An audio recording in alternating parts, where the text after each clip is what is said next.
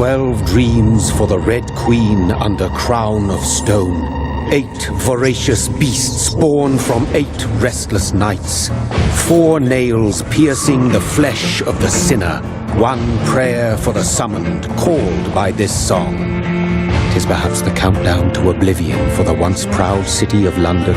'Tis perchance her inhabitants' last dance alone to face death and pestilence. Confronted by the eerie and unknown, mortals became desperate for answers. A flock's flight makes for an omen, the falling of a star a dire presage. Turning to priests for interpretation when there was no reason to be found. When religion failed, men turned to science. I saw them build such vain cities, crafting machines made for endless war.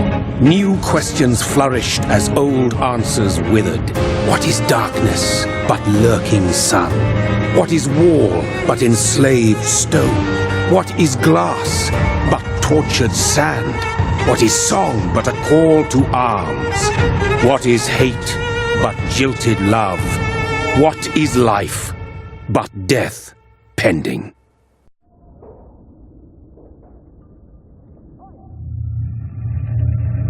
Death. Since the apple was plucked from the sacred tree, mortality was believed to be God's punishment, a righteous snare to keep mankind from ascending to the stars. They were all so wrong. Death is not a wicked thing, nor some holy retribution. A true punishment would be to never know its sweet kiss. Awaken from the harshness and be born once more.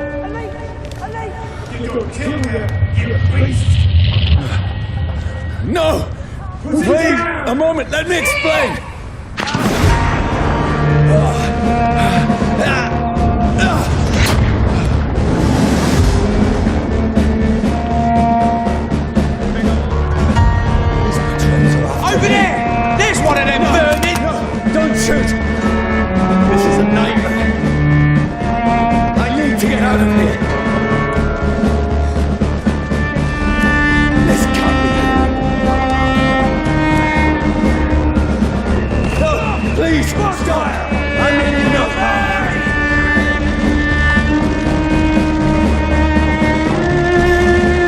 What's going on? Oh, Mary. What have I done? What's all this about? Has it fled? Now, I can defend myself. Over there! What? There's one of them vermin! Stay back! Sorry, but you left me no choice.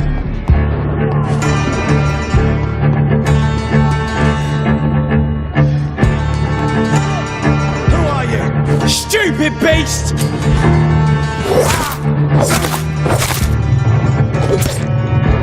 Sorry.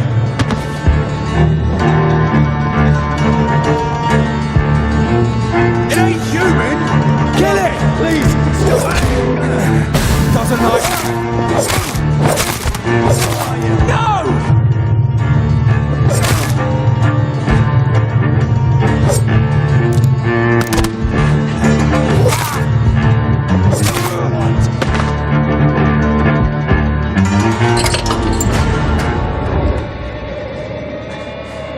I mean you no harm. I need help. Die, you fucking leech! Please, listen to me. I can't make any sense of this. Shut up, beast! Who are you? What is this all about? What has done something? Leave me!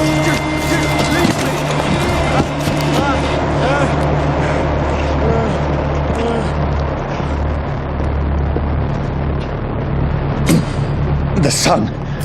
It feels like it's burning me to the bone. I need to find somewhere to hide. Let me go!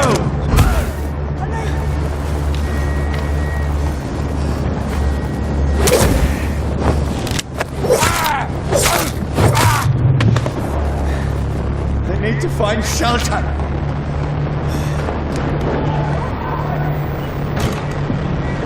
Is anybody there? What is this place?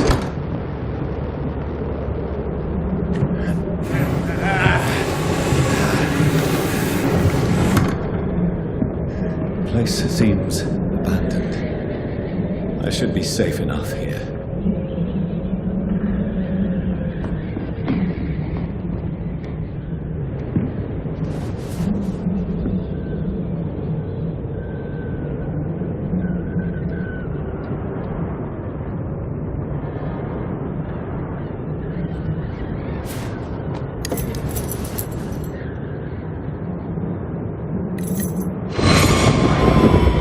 This one's dressed up fancy. Let's run through his pockets. Picking the dead's pockets? Are you serious? I've still a rent to pay. He's got no more responsibilities. What's this? Go watch. Beautiful it is. We fancy undertakers. I suppose we are undertakers. There, give me that.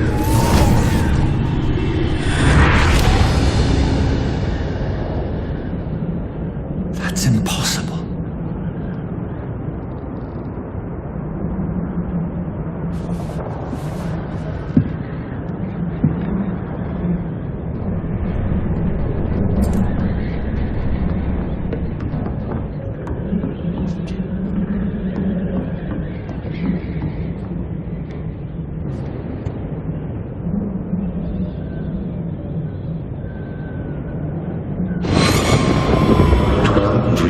For the Red Queen that sleeps under crown of stone, that she might linger longer, her eyes as white as gold. A prayer for the summoned by warring song. The child born from darkness must accept of his power. Who's there? Are you referring to me?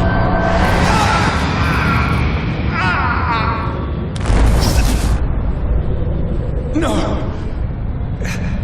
No! I still have so much to accomplish.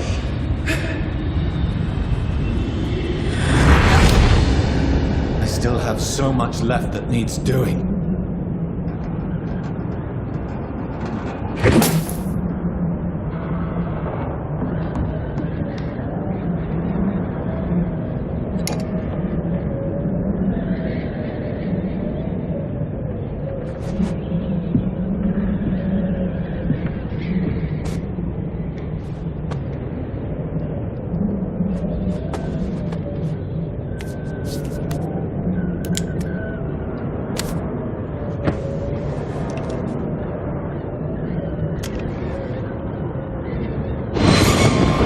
This one's lost. We need to leave. And now! There's time. I can save him. That's the enemy coming! The orders are to evacuate the hospital! Done. He'll live. And now what? We fight. Killing is a hell of a lot easier than healing.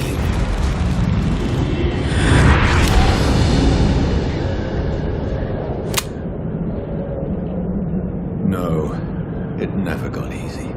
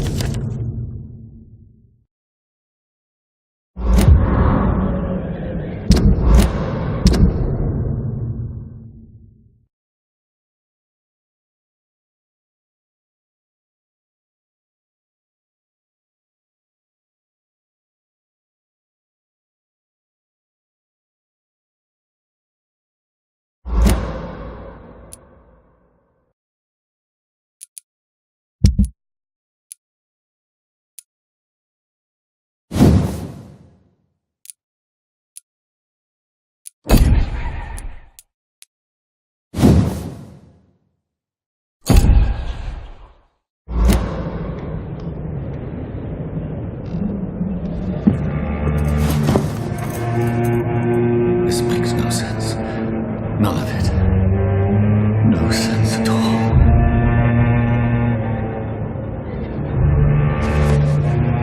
It's a nightmare. That's it.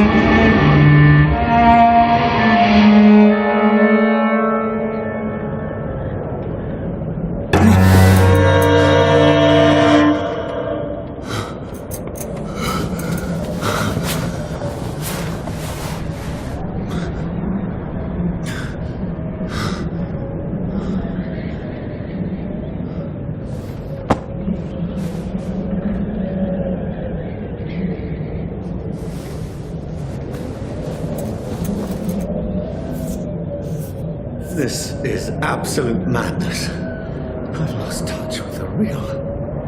Madness it is, as mad as the moon, who takes blood in sunlight into a glowing reflection.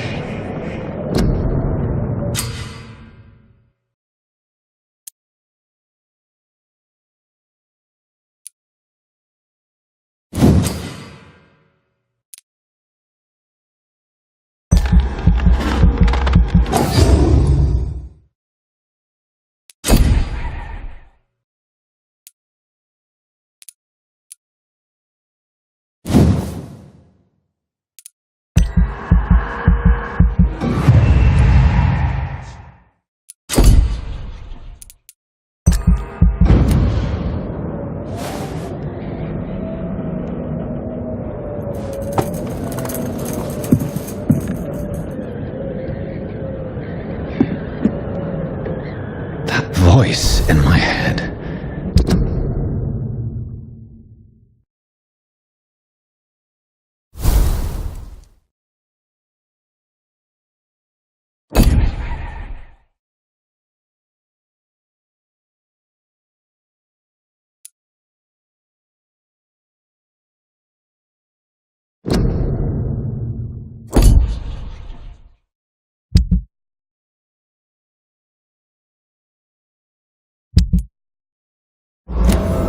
If I'm not mad, then it must belong to the one who made me what I am. I must find him to understand what I have become.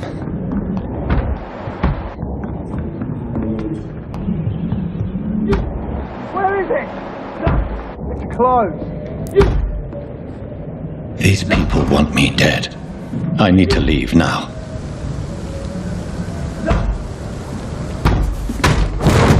Here's the leech. Here! Go on, you! There's reason to be there! It's the leech, quick! Shoot it! Kill the vermin! Oi! Come out, you coward! It's locked, all right. Clever fucking beasts!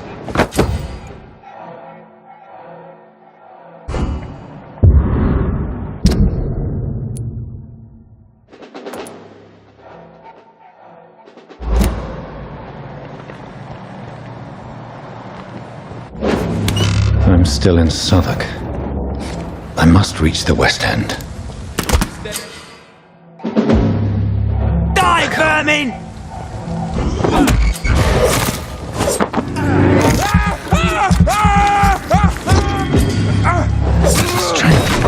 A strength I never knew I had. Ready. Look lively! It's on to us!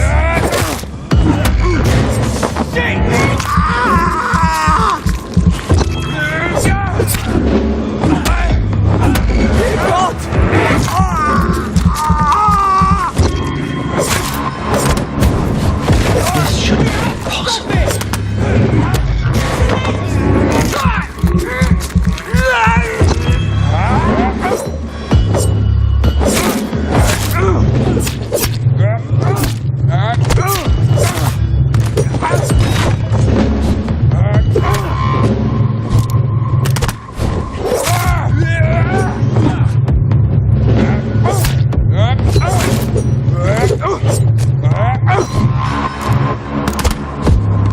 Every sinew, every fiber of my being is afire.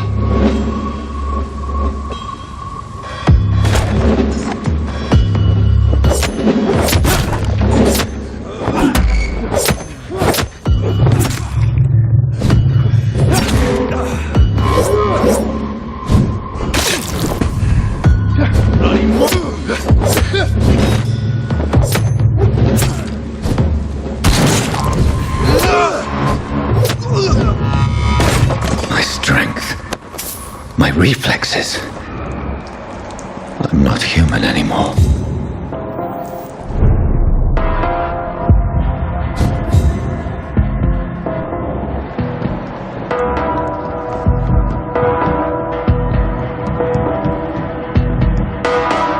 My poor sister. If only I had controlled my need for blood. Mary, someone will pay for what happened to you. For what happened to us. I can't believe I'm doing this. I cannot enter.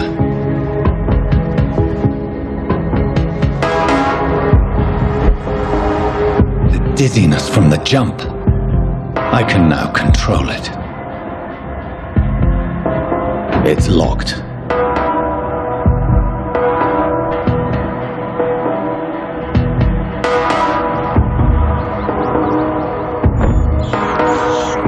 I have this thirst for blood. What will London have to say to me? I cannot enter. I've so many questions unanswered.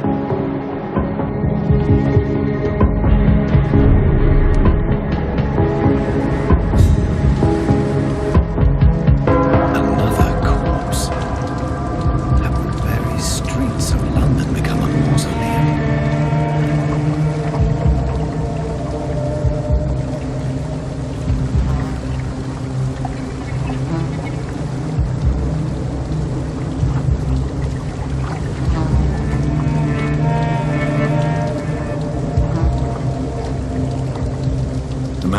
been drained of all blood. I can still smell the scent of it. I follow the scent's trail.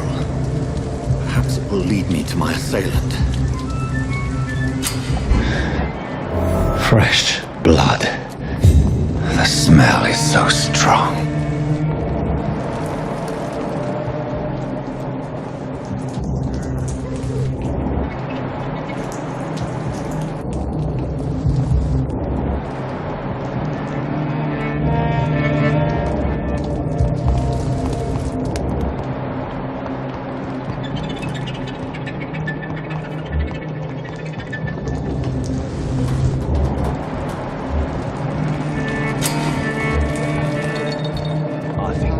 At last, a little life. Good evening, sir. I wondered if I could ask for your help. Wow, you look like you need a drink. Yes. I apologize for my outfit. It's been a long night. Been there, seen that. Don't worry, things can only get worse. Has anybody entered the bar recently? Can't say. Sorry. I spent the night making love to that gorgeous bolt, see? This is important, sir. Are you sure no one has come in here in the last few hours? I don't know and I don't care. This is a free country. People still have the right to come and go, don't they? What's going on around here? It's like everybody is hiding. You must be new here. Have you not heard about the murders? Everybody fears the return of the sewer dog. Who is this sewer dog? It's the local bogeyman. Convenient answer for every crime that happened for decades. You murdered someone, blame the sewer dog, eh? You make it sound like it's a fairy tale. People will always believe in monsters. It's easier than accepting their own darkness. We can all be monsters. I'll leave you to your bottle, then. Whoever he may be, the killer recently entered this bar. Maybe some of the locals saw him. Hello, sir. Are you all right? Is there any way I can help you? I don't know. Maybe you could just talk to me. Maybe you prefer to speak with Tom, then. He's more agreeable talking to strangers. What's going on around here? Where is everyone? Too many dead, sir. First the epidemic, now all these terrible murders. The murders? What can you say about them? Bodies found in the streets every morning. Drained of blood. It's just horrible. Some say the sewer dog is back. The sewer dog? What's that? No one knows. People have always disappeared around these parts. The ancients say it's the sewer dog coming out to feed. But now he's killing in the streets. What have you heard about the epidemic? There's a Spanish flu. Yeah, killed so many last summer. Thought we'd seen the last of it. Dozens dying every week. Are the authorities doing anything? Nothing. There are so many quarantine zones in London now. It's gotten really hard to travel across town. I just want to talk. I didn't mean to scare you. I'm not afraid, sir. It's just I've other customers to take care of. I only see one customer. Oh. Well, yeah, of course. I mean, I best check on them. What is this place? This is Tom's bar, the Turquoise Turtle. I'm the barmaid here, Sabrina, if you want to know. Are you always open this late at night? No, it's only since the epidemic started. Tom thought that people may need a safe place to stay. You don't seem to have much business. Where is everybody? Well, most people are sleeping right now. And those that are awake tend to avoid going out. What with the murders and all. I'll leave then. Thank you.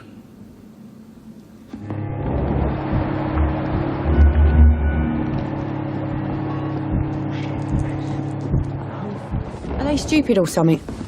I've never even been to India. God, sir, you look like Jonah's whale just spat you out of hell. Can I get you a drink? No, thank you. I'm not thirsty. Well, grab a chair and get some rest. This is going to be another long night. Why is it going to be a long night? You must be new around here. Don't you know about the murders? Tell me more about these murders. Every morning for the last few weeks, bodies have been found. And those poor sods didn't die of flu. Do the police have any leads on a suspect? Even before the outbreak, coppers never came round here. We're on our own. People die in these parts all the time, and no one cares. Where am I? Where is this place? You're at my bar, sir, the Turquoise Turtle. The last ray of light in this dangerous part of town. Aren't you scared? Scared of what? All the bad shit happens out on the foggy streets. And I never go outside. So you're open all night? Yep. Figured people might need a place to rest in these dark times. I'm looking for someone who might have passed through here recently. Wondered if you might help. It's been quiet tonight. The only other person I've seen went straight up to his room. Thought it was kind of rude, actually. You mean he's still here? Well, yeah. He paid for the entire week. I need to meet this man. I have questions. Just climb the stairs and knock on the first door. I heard him open his window, so I guess he's still awake. And, Yes? no funny business. You hear me? This is a respectable establishment.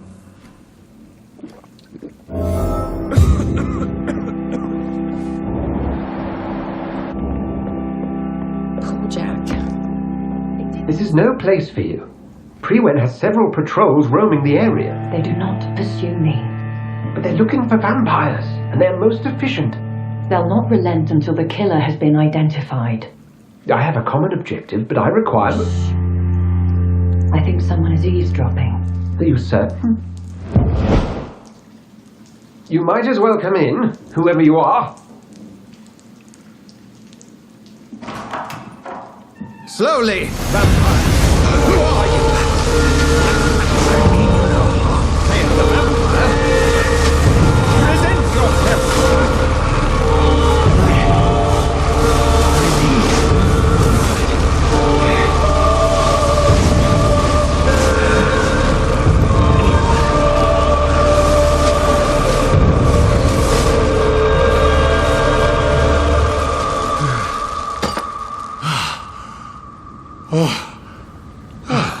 Well, that's something I can do for you.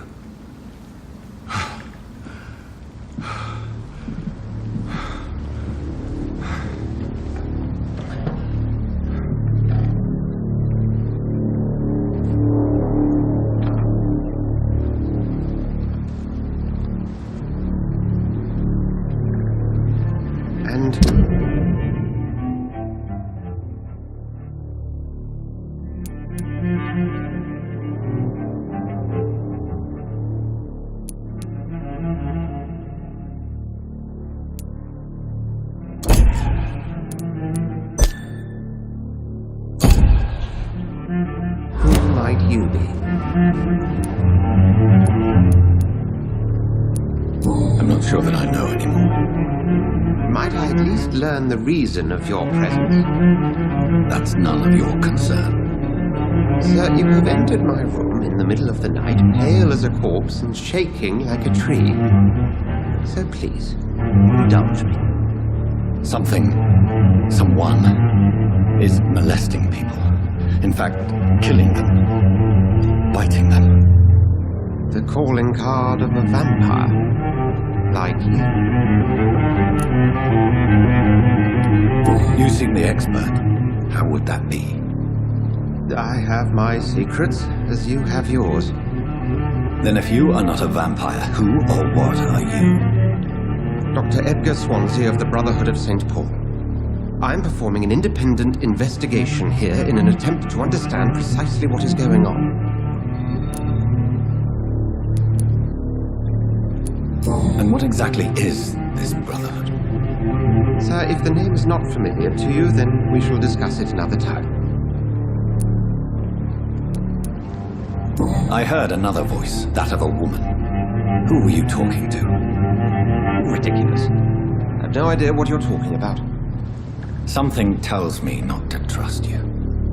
Then the feeling is mutual. What have you uncovered concerning the murders? It started a few nights ago. Rumors of violent murders. The docks have always been, shall we say, somewhat unsavory. But this is different. How different? A vampire is at work here. Famished. Reckless. It must be brought to ground, and quickly. Then help me find the culprit. I may, if you'll first tell me why you opened this door. I followed a trail. The scent of blood from a recent victim. It led me here. You thought I was your aggressor. That explains a great deal. We're both chasing the same shadow. The shadow, indeed. Yet I heard his voice in my head. There was a moment I believed I was mad. You should let me handle this affair. You've no idea what you're up against. No. I will find the monster. He is mine. How will you do any better than I? But then let me ask you this. What are your intentions if you find the killer?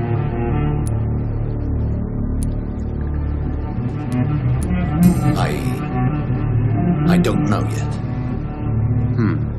Then I can only wish you good hunting. And pray we shall meet again.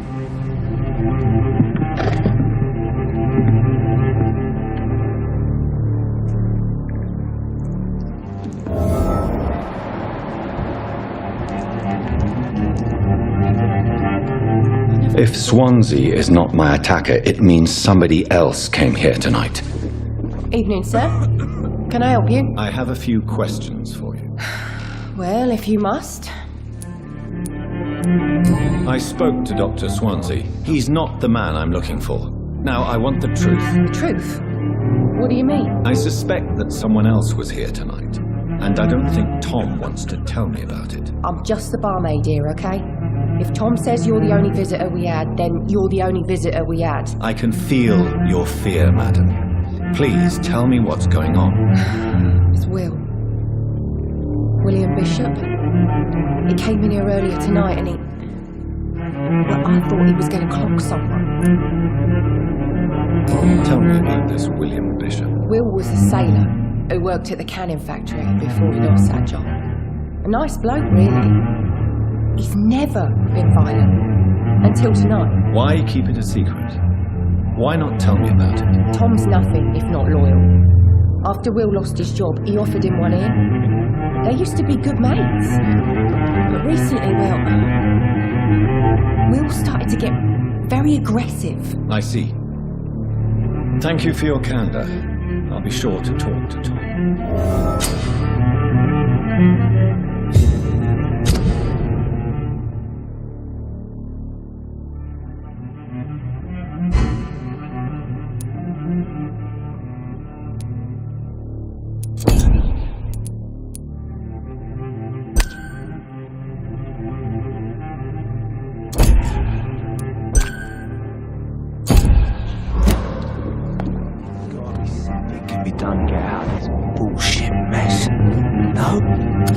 Hello, sir.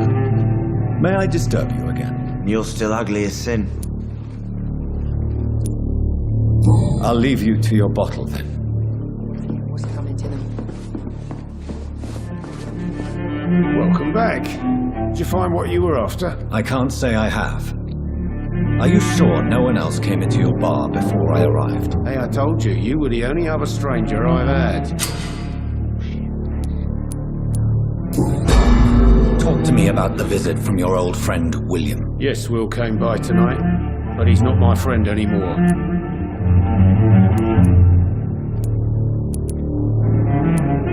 Who is he? William, just an old sailor who loves his gin too much. He worked for years at the canning factory before it closed. Is he dangerous? Yeah. Like many drunks, he's all bark and no bite. Barely stand up most of the time. How was he tonight? Was he different? Sicker than usual, perhaps. He whined and mumbled about how mean people were to him and how he liked to talk to me outside. And he left when I refused. Why lie to me if he is not your friend? I didn't lie. I said you were my only unannounced customer, and that's the truth. I need to find him. It's a matter of urgency. Do you know where he is? You could try his boat. It's up by the North Pier. He sleeps there when he's too drunk to get home. Please describe him to me. What do you expect? He's a tall, sick bastard with a bad rash and torn old clothes. William used to be strong. Now he's a mess. Thank you, Tom. If you see him, tell him I don't want him back here unless he cleans up his act, okay?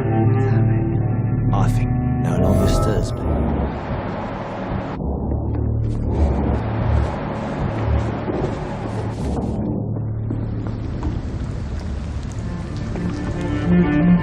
I hope It's a good thing you can. I will get to the bottom of this intrigue. What's been done to me, to this city?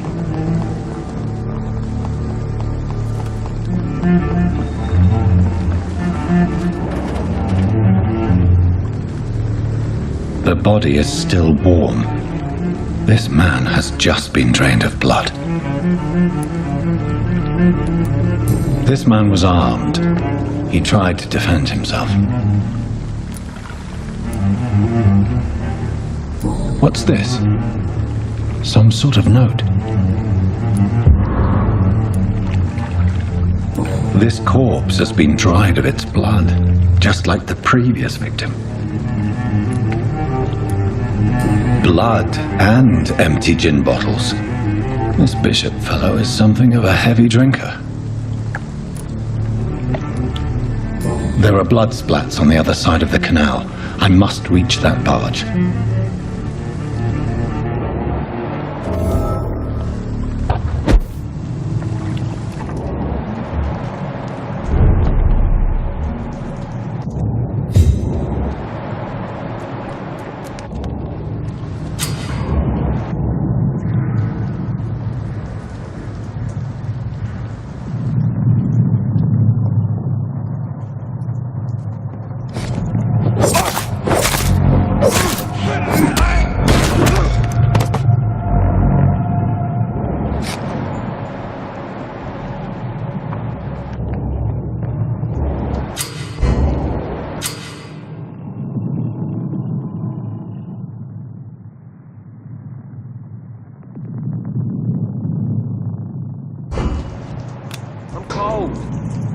There's nothing here.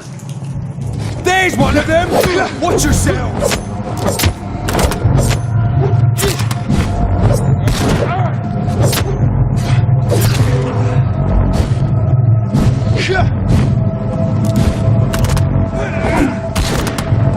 I'll kill you!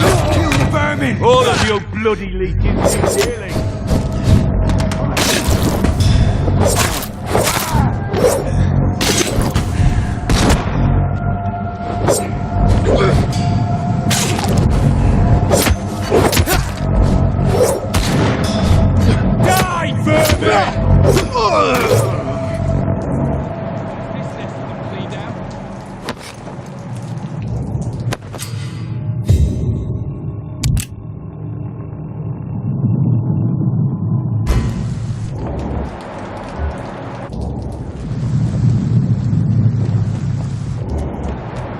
Stupid beast! Oh Christ!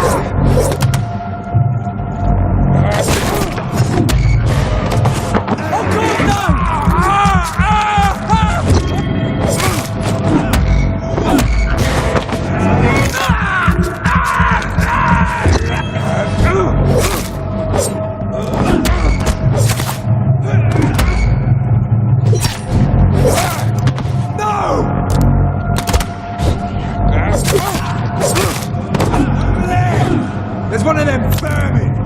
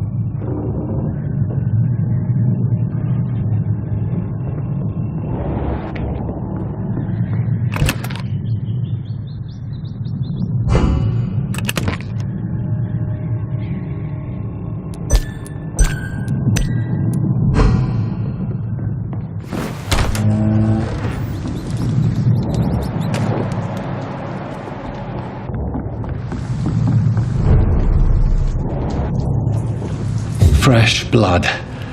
The whole building reeks of it. The scent is so strong it makes me dizzy.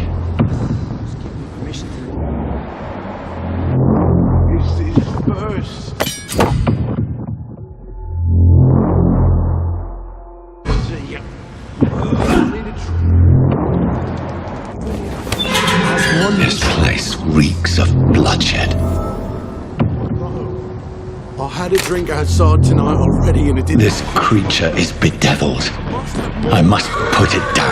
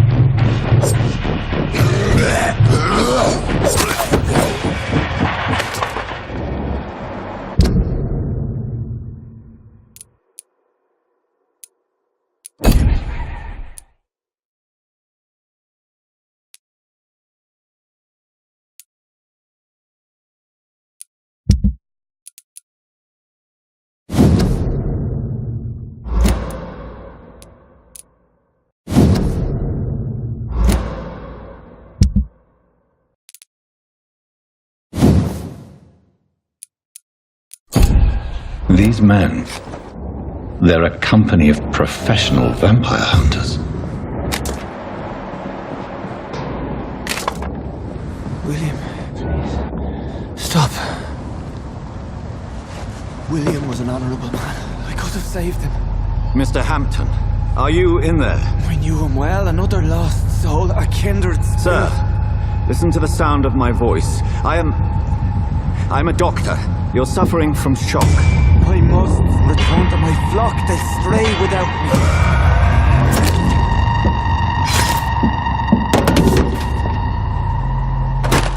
Remember, certain skulls are every bit as resistant as we are.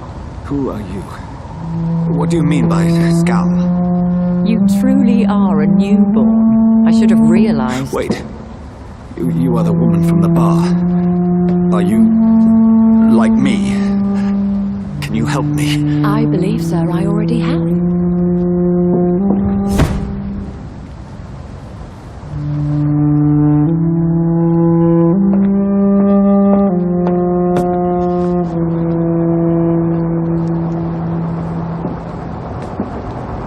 By George and the Saints, you've solved the mystery of these terrible murders. Patience, good fellows, I've come to offer help. Just give me a moment to secure my boat. I can leave this awful place. William was not the evil man they claimed. He was just taken by the thirst. He needed this drink. This man requires medical attention. You'll see he gets to the nearest hospital. No, please, I must tend to my fold. My flock needs me. There, sir. Go with a good Dr. Swansea. He's resourceful, and I'm sure he'll take good care of you. You'd best come as well. The sun is soon to rise, and you'll need a place to rest. I just need a moment. If I can learn something about what has happened to William, I'll be a step closer to understanding what happened to me.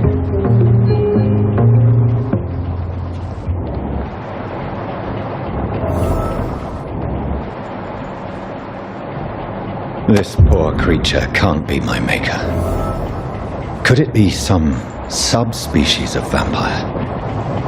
I must find a place to analyze the blood.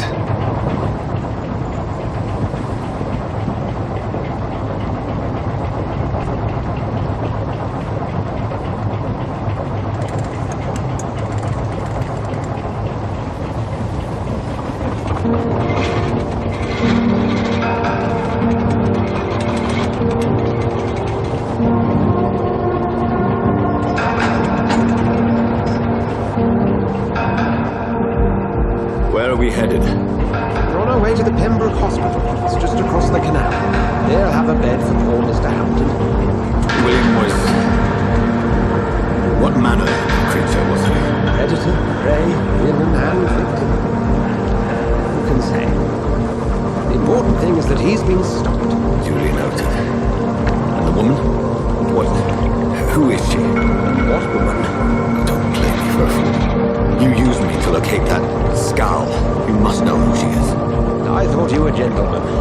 You shouldn't talk about a lady behind her back, but I will tell you she values her privacy. London is peaceful as she appears from the middle of the canal. If only that were the reality of the situation. To be honest, I always try to avoid this part of town. Pembroke Hospital is the last bastion between the rest of London and the epidemic. The flu has decimated the East End and the war still rages. Welcome to the front lines of a plague. This is where you work, Dr. Swansea. I am the administrator of Pembroke Hospital. I thought you were here in service of your mysterious order, the Brotherhood Of St. Paul's Store, yes. First and foremost, I'm a man of science. A physician, like yourself, Dr. Reid. How do you know who I am? No need for modesty. You are Dr. Jonathan Reid, a surgeon of some caliber and renown, if I'm not mistaken. You are correct. I knew it. I had my suspicions. But when you took the blood sample from the corpse of poor William, I was... Dr. Reid. Marvelous. Have we met? I attended 3 of your seminars before the war. I have the utmost admiration for your research. And what a turn of fate. England's most esteemed blood specialist returns to London a vampire. That word, again, from a so-called man of science. I understand traditionally the role of science is to refute myth, but myth walks among us. The Brotherhood of St. Paul has dedicated its purpose to their study. There's so much for you to learn. Of that, you are right. Well, then let me be blunt. Join my staff at Pembroke Hospital. As a physician. I suspect you'll not find a better post of employment to contemplate your predicament. This is sudden. I was returning home to see my sickly mother. But alas, that was before contracting this affliction. Dr. Reid, take a moment to consider? The post would be for the night shift, providing a good explanation for your absence during daylight hours. You'll be adequately reimbursed, and have a place to hide. I even had the forethought to bring some clean clothes. So, what do you say? It seems I have little choice, but yours is a generous offer, so I thank you. Brilliant! Oh, Jonathan, this is one for the book. The beginning of a beautiful friendship.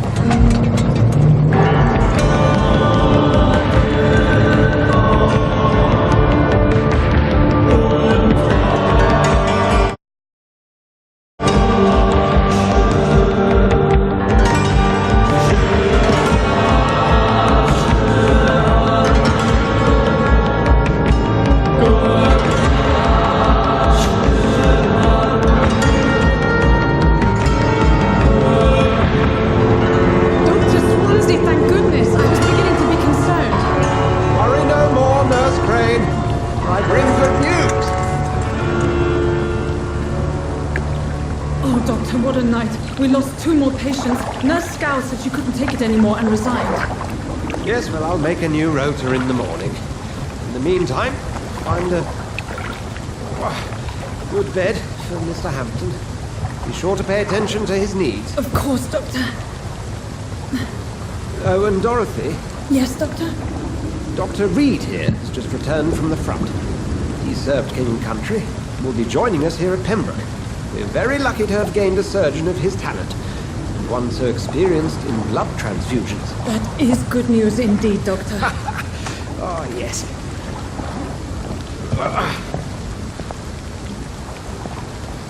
Here at Pembroke, it's not what we have, but what we haven't. It's only thanks to Nurse Crane and the staff that our ship doesn't sink. If you have any questions, just ask her. Duly noted. Thank you. Your assistance is required, Dr. Swansea, immediately. Welcome aboard, Jonathan. We'll catch up after my rounds. Coming, Nurse Crane! I'm coming!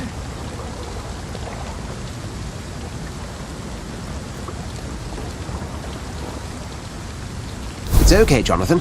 I'll see you later.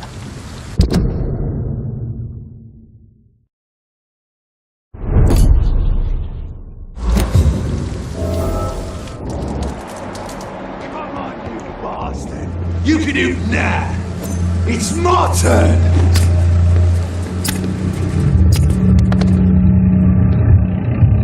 Rotten or pristine, each heart contains the seed of life. Drink at this river, dry it all.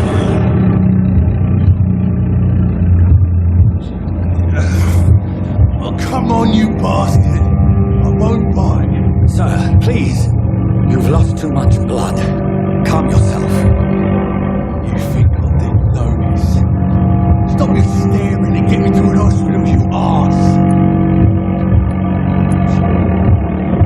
Insulting a good Samaritan. Not exactly the way to get rescued.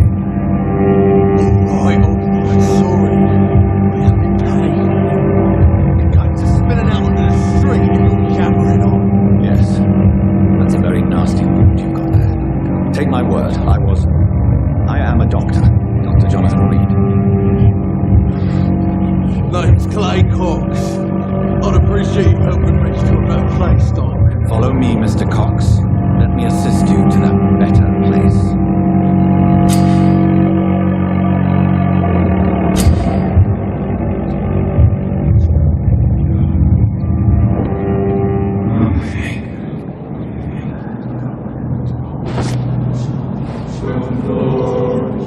Bring this fading light into the shadows. Dance with him the dance of life and death.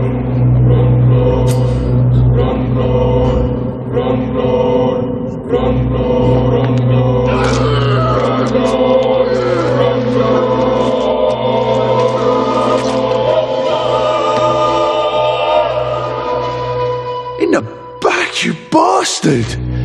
Didn't have the guts to fight me. Fuck you! I'll kill you! I'll kill you!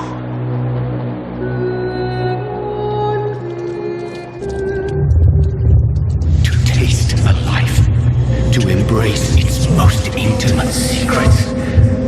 Such a burden,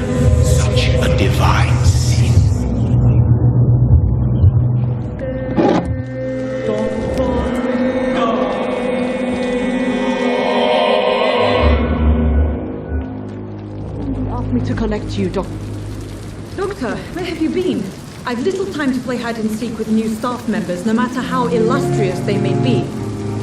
I apologize, nurse. I needed some time to myself. This has been the longest and strangest night of my life. You delivered poor Mr. Hampton from a terrible fate. The means to that end should be of little concern, Doctor. Thank you, nurse. What can I do for you? Dr. Swansea insisted we provide you a quiet office. You'll find it on the second floor with your name on the door. Thank you. Nurse Crane, isn't it? Yes, Dorothy Crane. Welcome to Pembroke Hospital, Dr. Reid. Your office is being prepared. I would like to ask a few questions first. And Mr. Hampton, the patient we brought in, how does he fare? I gave him a sedative to help him sleep. Poor thing was in quite a state of shock.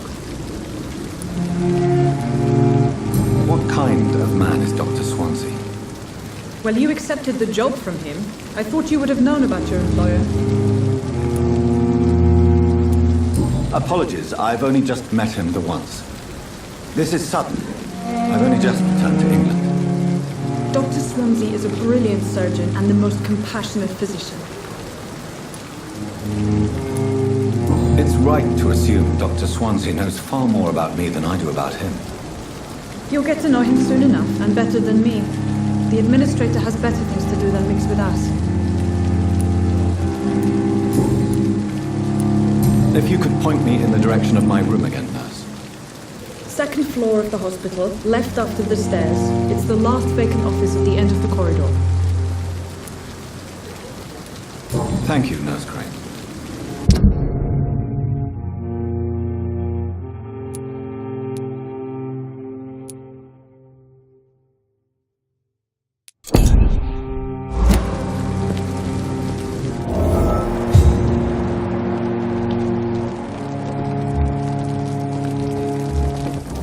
Another night. Surely. Good evening, sir. So it is true. The famous Dr. Reid has joined us. I can't think of any better news during these terrible times. Do we know each other? Actually, yes. We met once before at the Rockefeller University in New York. Dr. Tippett, yes, I remember. I was assisting Professor Carell in his research about coronary bypasses. He had nothing but praise for you. He was also very confident about your future. And look at you now. Eminent surgeon and blood transfusion specialist. What can you tell me about the staff in the hospital? Some are really good, and others are not so good. But during this troubled period, there is no time for slander. I prefer to focus on the positive character traits. Tell me more about cherished people, then. Nurse Brannigan is a pearl. She is the most helpful and dedicated nurse I've ever worked with. A clever and cheerful woman. You really seem to admire her skills. I'll go even further. If she was a man, she would be a damn fine practitioner.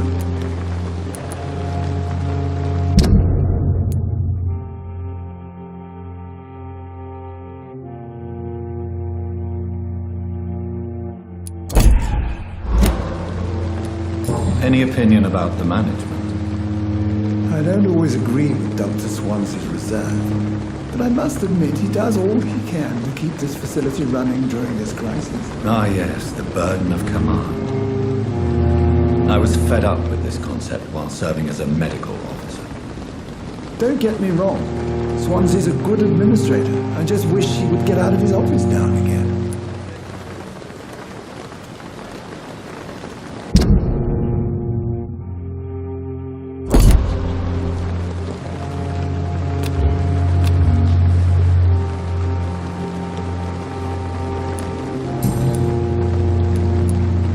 What is the Pembroke Hospital situation? And please, speak freely. This hospital is not exactly the best of London. I'm sure you are used to working in a better environment. It's more than enough.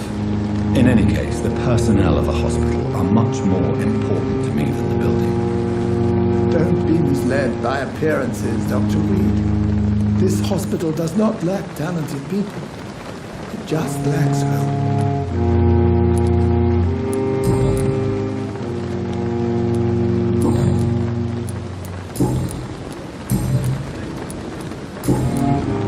Goodbye, Dr. Tibbets.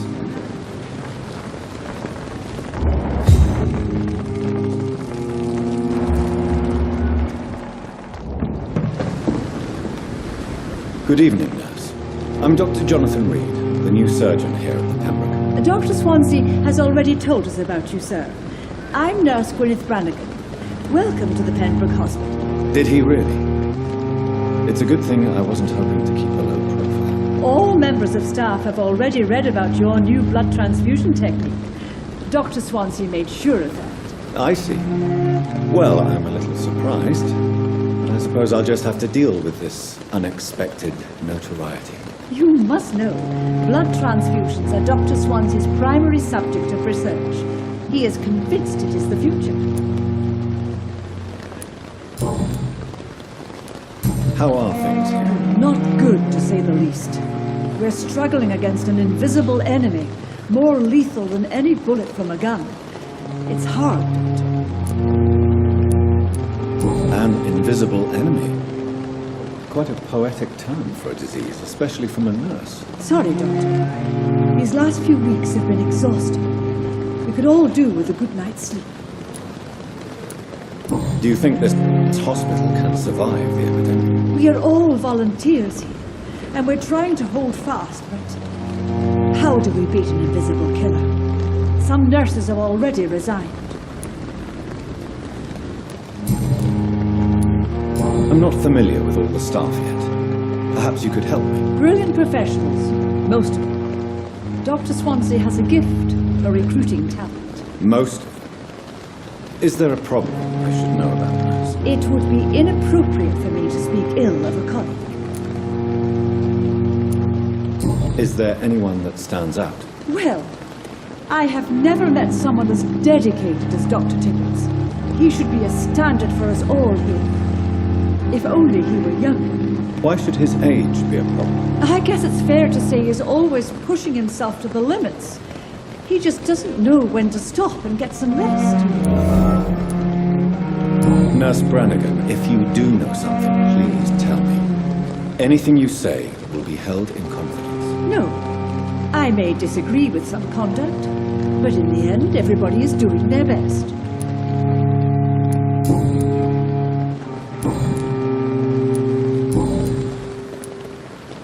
Why does Dr. Tibbets claim you're the main reason he keeps working, despite his fatigue? If it wasn't for him, I probably would have left the Pembroke years ago.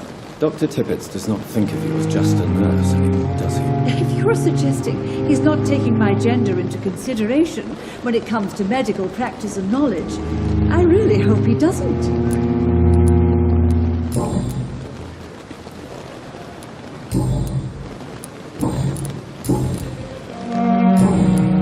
Goodbye, nurse. Call me if you need assistance.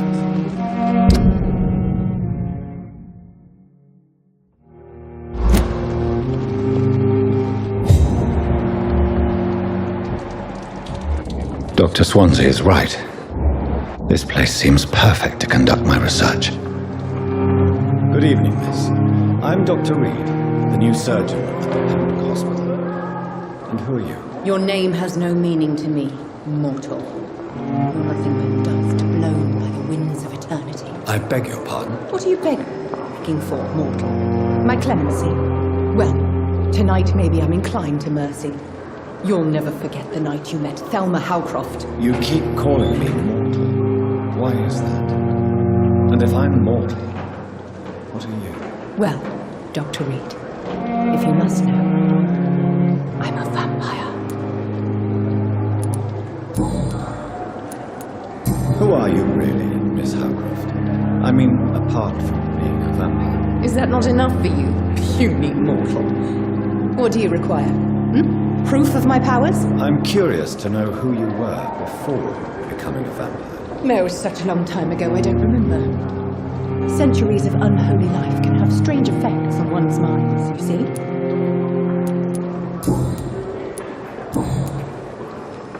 And why do you believe you're a vampire? I don't need to believe anything. It is what I am. It is what I feel within this hollow shell of flesh. Please, describe to me how you feel. What is it like to be a vampire? I can hear my body crumble from the inside as my flesh cracks and fades. I sense the last pulse of postulant blood within my drying veins. I need new blood. I see. Have you ever heard of Cotard syndrome disorder? Never. It's a mental illness discovered by a French neurologist named Jules Cotard. The affected patients are delusional.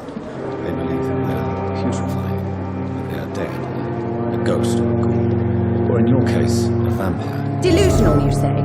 Oh, sad and petty.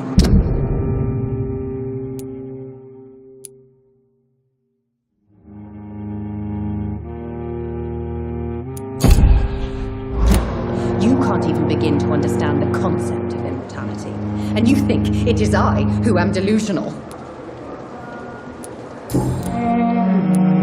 I'm assuming you must be a patient here. Am I right, Miss Avalon? It's only a cover to hide from my enemies. I can leave whenever I want. As a woman, a spirit, fog, or bat. Who are these enemies you mentioned? Can you describe them? I cannot say for sure. But I sense their eyes on me from nearby. I feel them watching me every time I visit the garden near the morgue. The staff here are not your enemy. They're here to help you, to care for you. I'm not speaking of the doctors in white. I'm speaking of the men and women who hunt me. For I am a vampire. I see. Don't worry. These people will not find you here. I'll personally make sure they leave you alone. Thank you, mortal. But do not interfere with them, for you are no match for those that hunt me.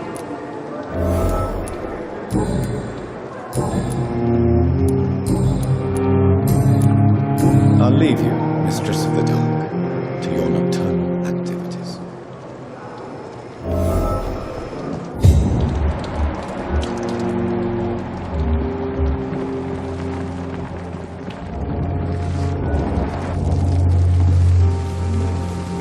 Good evening, sir. I'm Dr. Jonathan Reid. I'm new here. I've already heard about you, Dr. Reid. I'm Milton Hooks, the ambulance driver for this shithole of a hospital. That's quite a blunt introduction, Mr. Hooks. You can call me Milton. I like to speak my mind, Dr. Reid. Perk of the job. Don't judge me, and I won't judge you. I'm not sure I understand what you're talking about. Well, I'm no doctor, but I'm pretty sure a gun can't be used as a surgical instrument. You have a keen eye. I learned to shoot during the war, and I've carried one ever since. Old habits die hard. No need to explain, Dr. Reid. And if you ever need a better gun, remember, I may have something for you. I'd like to see your goods. Wise choice, Dr. Reid. A reliable gun is what everybody needs these days.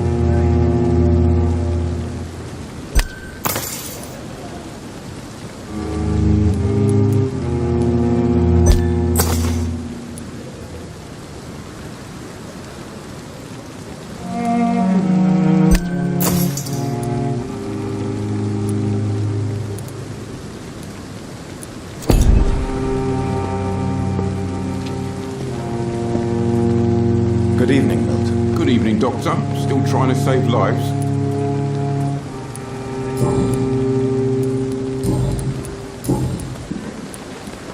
How is the situation around here? You want to hear the situation is all right? It's fucking awful. We lack everything. and it's getting worse every day. So what do you do exactly in this hospital? Apart from smuggling guns, I mean. I've been an ambulance driver since... too long, I guess. I bring sick people here night and day. It's a dirty job, but I get it done. Most of the time. It sounds like things have been a bit rough recently. What's happened? Yesterday I got attacked by the patient I was bringing in. I escaped through the hospital's garden, but I lost my wallet when I was running. You left an infected patient outside the hospital? That's incredibly dangerous. Go there yourself if you want, but be careful, Doctor. I'd rather not bring your dead body back. Since you're on the front line, how is the sanitary situation in this vicinity? It's a complete disaster. It's even getting dangerous to enter some streets or buildings. Even the locals attack you. Are you really smuggling weapons through the hospital? And why not? I've already been attacked by patients, you know. And by gang members willing to steal my money. But you're not defending yourself. You're selling guns to civilians. You keep people alive your own way, Doctor. I offer them another way to protect their health.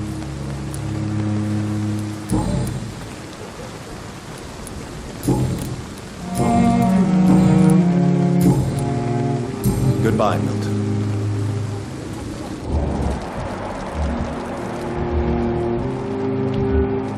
Another night.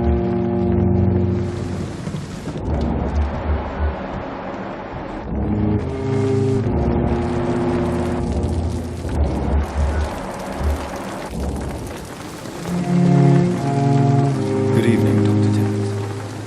Dr. Reid, any good news to share?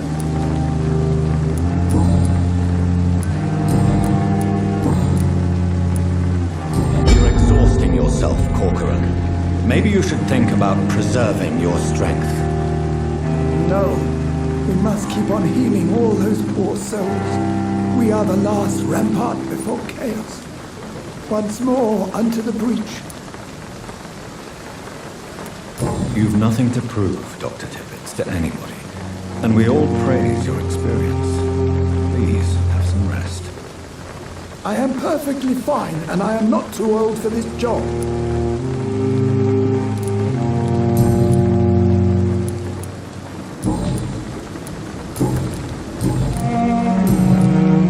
Goodbye, Dr. Timmons.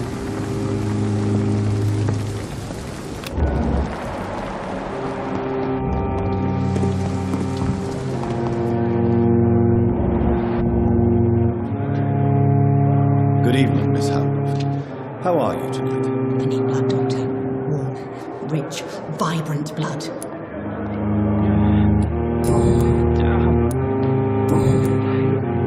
I'll leave you, Mistress of the Dark, to your nocturnal activities. Good evening, sir. Can I help you? Unless you're here to fix my face. No. I don't think you can help me. I'm Dr. Reid. I've recently taken the position of head surgeon here. War injuries, am I right? You guessed right, Doctor. German shell took my pretty little mug right off. But they still call me Thomas Elwood.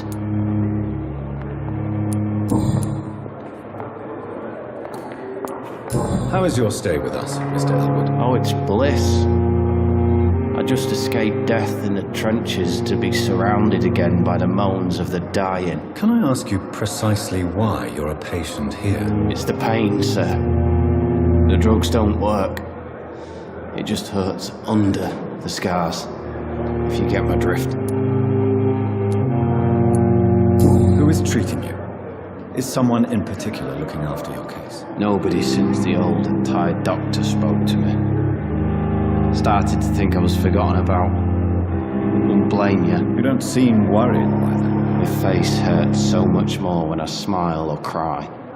I've learned it's easier not to speak. But be assured I'm smiling inside. Can I do anything for your pain? Nurses gave me a bunch of pills. No effect. Told you. It's like the flames are under my skin, burning away.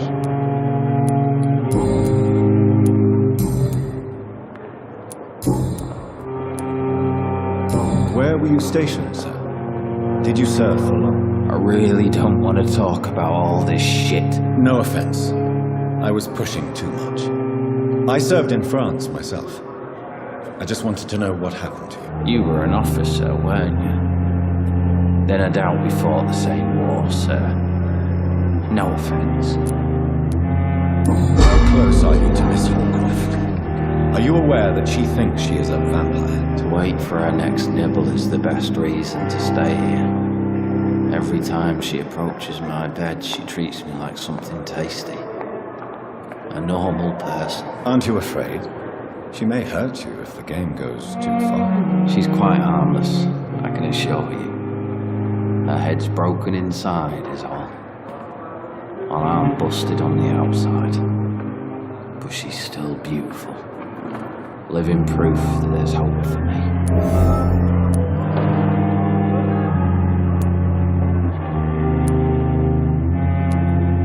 So do you let her bite you? You know that's not sanitary. And why not? She's only supping a few drops of my blood. And the pain, it's real for once. She could decide to bite less willing patients. And it's another good reason for me to stay here, Doctor.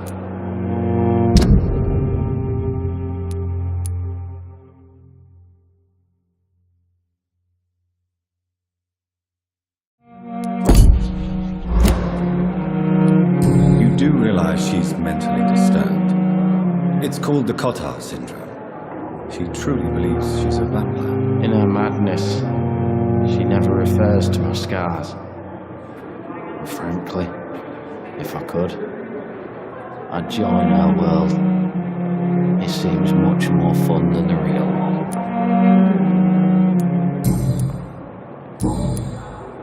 Goodbye for now, Mr. Albert. You disgust on every street corner.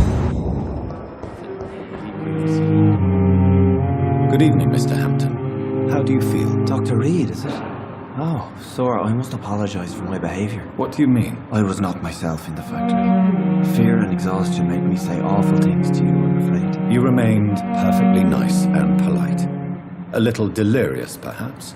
But who wouldn't be after enduring an abduction? Thank you, Doctor. That's a relief. Now all I need to do is rest and return to my flock. How did you end up in William Bishop's den? I had received alarming news about his recent behaviour. I went to his place and he refused to let me go. Why did he abduct you? William was an alcoholic. His addiction suddenly changed to blood. I don't know why. Just like a patient I met here, this Miss Hallcroft. You dared to enter this awful place alone. You're a hero, Mr. Hampton. Or a fool. I'm just a man trying to help his friends, Dr. Reid. William Bishop was a conflicted soul, searching for light. Do you know Tom Watts, the bartender from the Turtle? I met him before I found you in the canning factory. Tom? Yes, of course. Always the helping hand, good old Tom. Without men like him, corruption and despair would have wiped out the East End long ago. Who should I avoid in this part of town, then? Any particularly evil figures? Not really. Most men and women are just doing their best. And it's not my habit to speak ill of people I know, Doctor. People are still in despair. How could it be otherwise? The authorities have left us all to rot in this contagious nightmare. No drugs, no advice, nothing. It's a damn shame. What is the general situation in the East End, Docks? The situation has always been tough, with a lot of tensions between the gangs and the Dockers' trade union. The Wet Boot Boys are very nervous since they lost their leader. Who leads the gang now? Since Clay Cox went missing, it's his wife Edwina who runs the show, with the assistance of her minion, Booth Digby. Has the gang been threatening you? Ah, no. I've had this nickname for so long, you know. The sad saint of the East End. No one dares to bug a saint, not even criminals.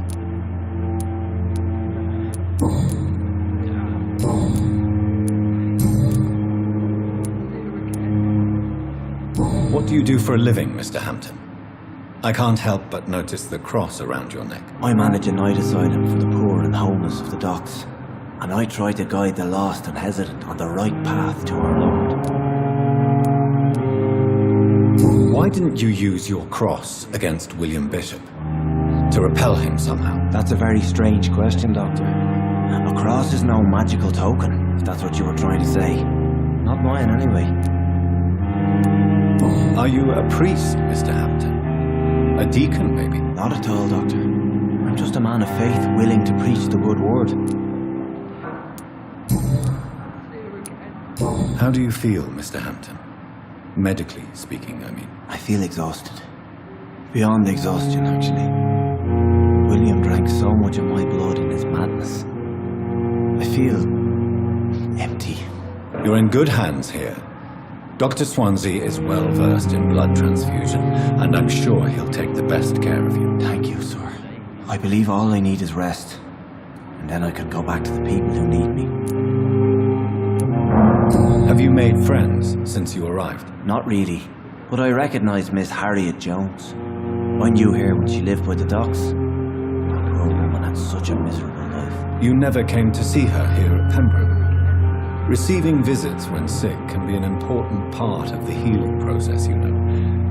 We're not just bodies. You're preaching to the converted now, Doctor. To be truly honest, I thought she was dead. She left the docks many months ago. Goodbye, Mr. Hampton. We'll talk again later.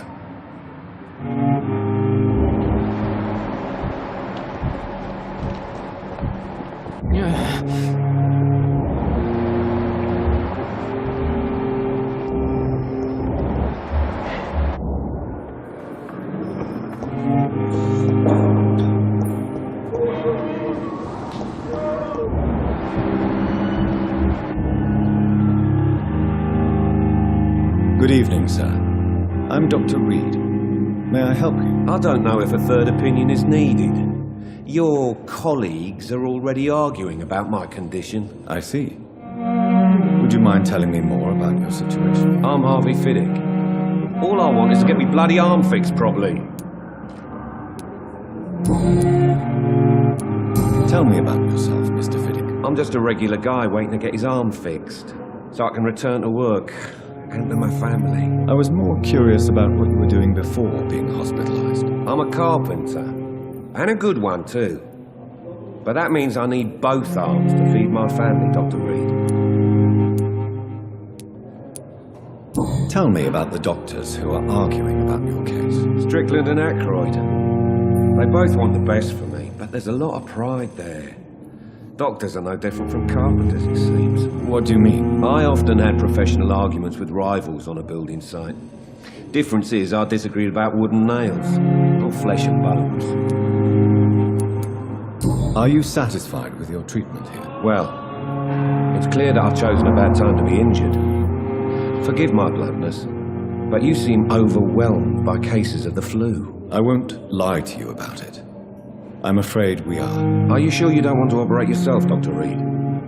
I have the feeling you're very capable, and your colleagues seem to think so too. In other circumstances, you would be right. But for now, I don't think I can take on the responsibility. My apologies.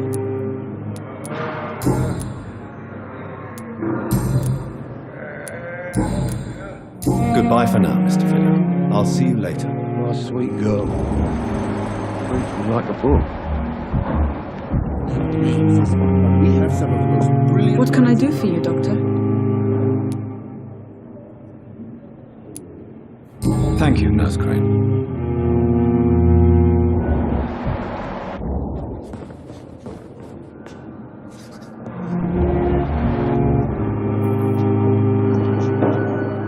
Good evening, Doctor. I believe we're going to be working together. Dr. Reid. Dr. Swansea informed us of your arrival, but I could not dare to believe we'd have such good fortune. Such an honor, sir. Thank you. And you are? I am Thoreau Strickland, Dr. Thoreau Strickland. I'm a great admirer of your work, Dr. Reid. Please, could you tell me something about yourself? I'm a great admirer of your work concerning blood transfusion, Dr. Reid. I run my my own experiments, I'm convinced it's the future. I based my technique on my mentor's research. He helped me perfect my method. What is yours? I'd rather not talk about it. For now, it's just theories and first approach. My process is purely experimental and unsuccessful. As long as you're cautious and methodical, you may remain empty-handed, but you won't fail.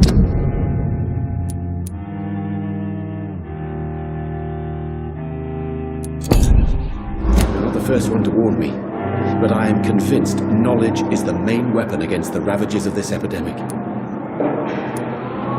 What made you choose to be a doctor? I'm not ashamed to admit you and your work have inspired me. I am honored to have the opportunity to work by your side.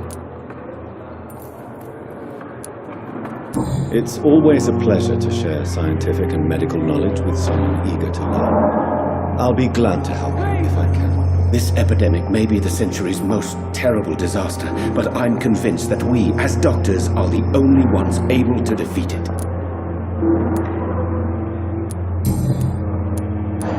What can you tell me about the Pembroke? Well, it has always been an honor to work with Dr. Swansea. But with your arrival, I can't think of a better opportunity to learn about blood transfusion. Do you need help with anything in particular? Well, yes, maybe. I'm waiting for a batch of products I ordered for my personal research, yet my supplier seems to have vanished. Do you want me to play the errand boy for you? Oh no, Dr. Reid. But if you went personally to his shop, with your reputation and all, he would dare to refuse the products I need. I see. Well, give me the address, for I may pass by if I have time. You seem quite optimistic. It's a rare and precious attitude in these difficult times. I'm convinced that this epidemic is a test of endurance and dedication for us men of science. Questions remain about our capacity to resolve the situation. True. Last summer, during the first wave of the epidemic, I used to joke with Milton about the extra work. We're not smiling now.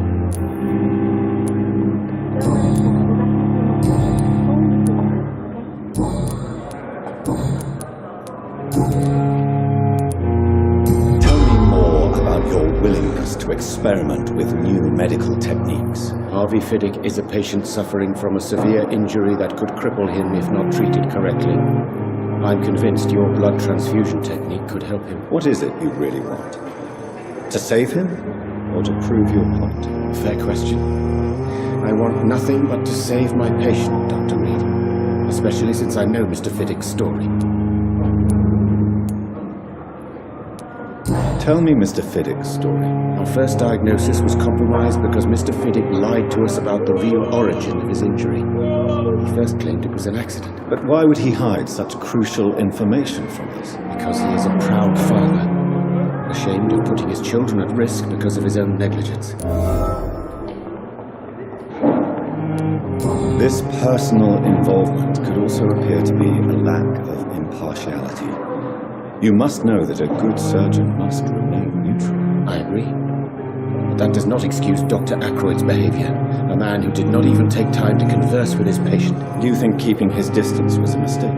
All I know is that I'm taking care of human beings with desires, hopes and fears. Not some biological machine comprised of blood, bones and flesh.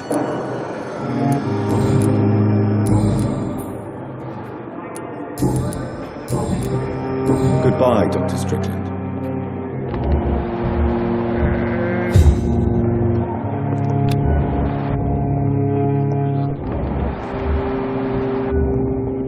Circumstances, I'm willing to give you the benefit of... Good evening, Mr. Fiddick. Good evening, Dr. Reid. Any news about my operation? Tell me about your injury, Harvey.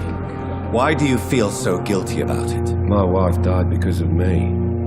And now I may lose everything because I've been careless enough to hurt myself. What an arsehole.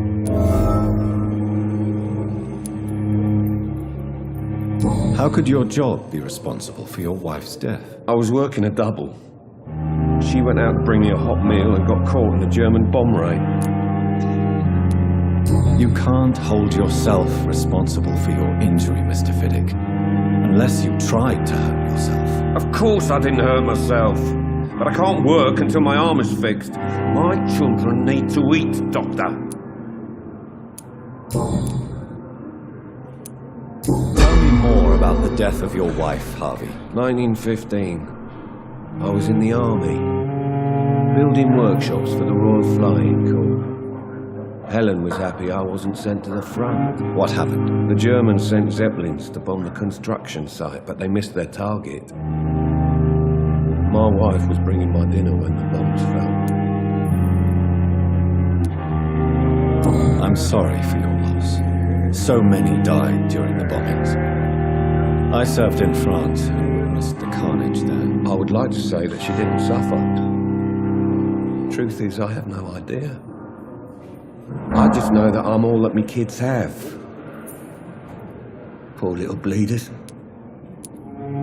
How are your children after losing their mother? They were smaller then. The only good thing about this is my Helen didn't bring them with her that night.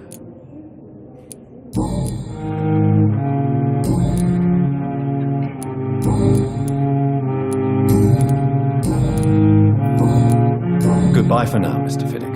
I'll see you later. You always knew the world would hold you. As for me, laundry.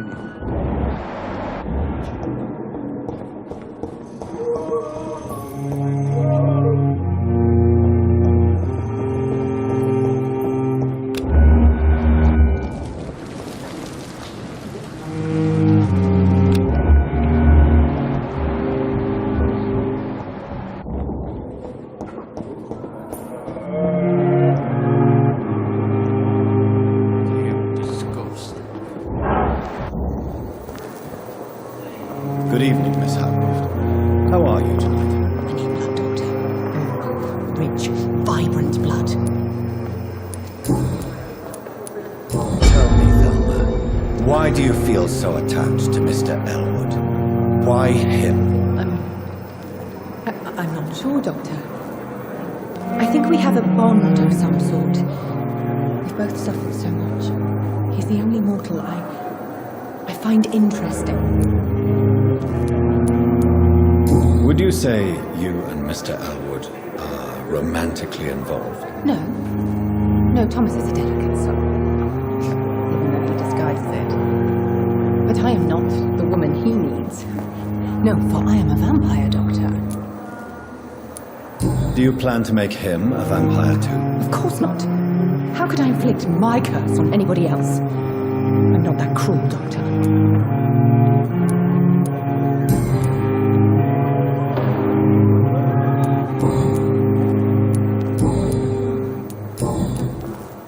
I'll leave you, Mistress of the Dark, to your nocturnal activities.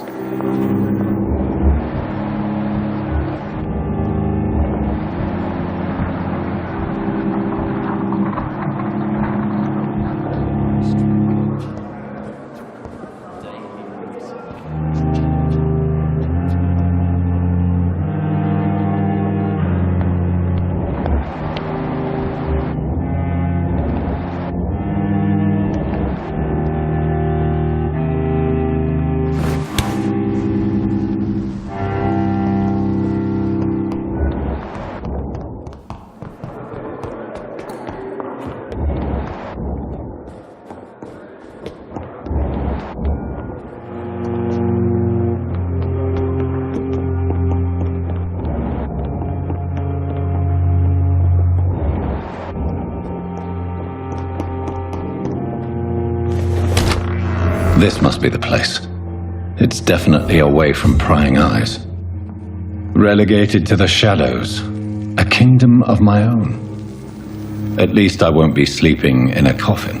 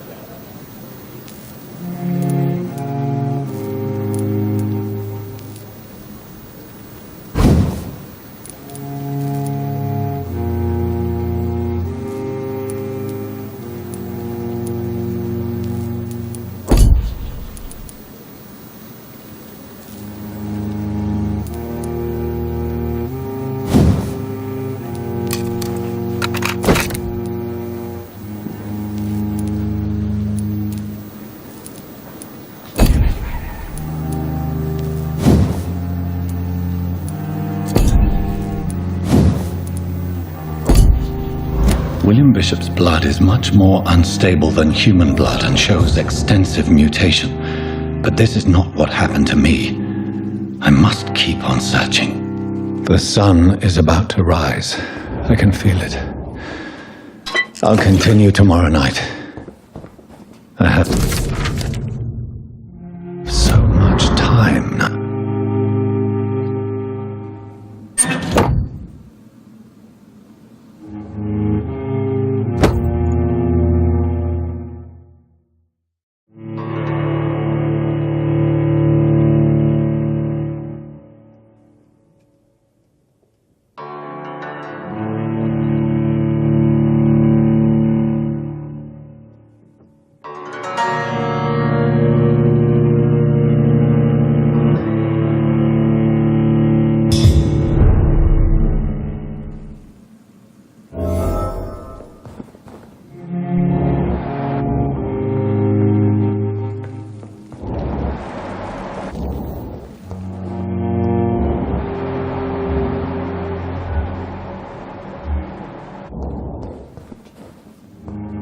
The flower's dying. It needs water.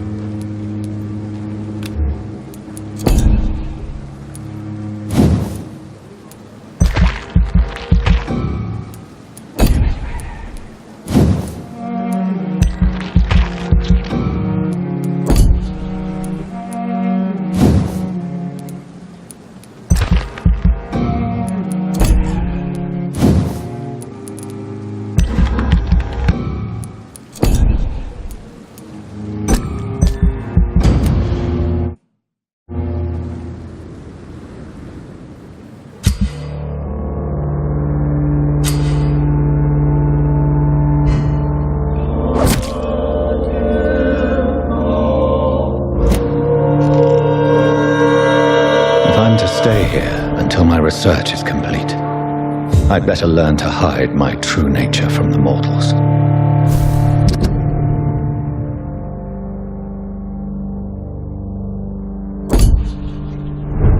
But what about my thirst for blood?